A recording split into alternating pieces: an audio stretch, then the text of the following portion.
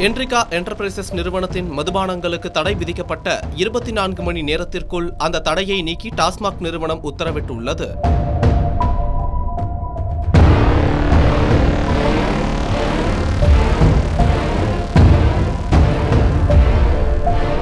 தமிழ்நாட்டில் உள்ள டாஸ்மாக் கடைகளுக்கு சென்னை பூந்தமல்லி அருகே அமைந்துள்ள என்ரிகா என்டர்பிரைசஸ் என்ற நிறுவனம் மதுபானங்களை வழங்கி வருகிறது. இந்த சூழலில் கடந்த 11ஆம் தேதி என்ரிகா என்டர்பிரைசஸ் நிறுவனத்தின் உரிமம் பெற்ற வளாகத்தில் FSSAI என அழைக்கப்படும் இந்திய உணவு பாதுகாப்பு மற்றும் தர நிர்ணய ஆணைய அதிகாரிகள் சோதனை நடத்தினர்.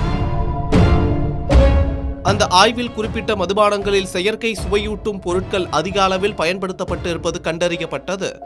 இதையடுத்து அந்த தயாரிப்புகளின் விற்பனையை உடனடியாக நிறுத்த FSSAI அமைப்பு உத்தரவிட்டது.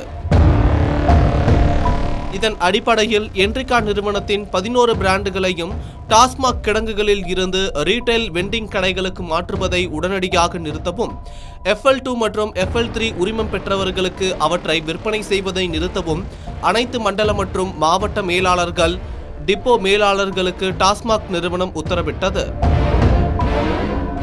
மேலும் மறு உத்தரவு வரும் வரை இந்த நிறுவனத்தின் 11 பிராண்டுகளையும் டாஸ்மாக் கடைகளில் விற்பனை செய்யக்கூடாது எனவும் அறிவுறுத்தப்பட்டது.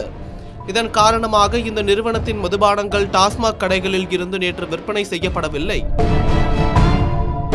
இந்த நிலையில் என்ரிகா என்டர்பிரைசஸ் நிறுவனத்தின் மதுபானங்களுக்கு தடை விதிக்கப்பட்ட 24 நேரத்திற்குள் அந்த தடையை நீக்கி டாஸ்மாக் நிர்வாகம் உத்தரவிட்டுள்ளது. FSSAI மீண்டும் எழுதிய கடிதத்தின் அடிப்படையில் மதுபானங்கள் மீதான தடை நீக்கம் செய்யப்பட்டுள்ளதாக டாஸ்மாக் நிர்வாகம் சார்பில் தெரிவிக்கப்பட்டுள்ளது.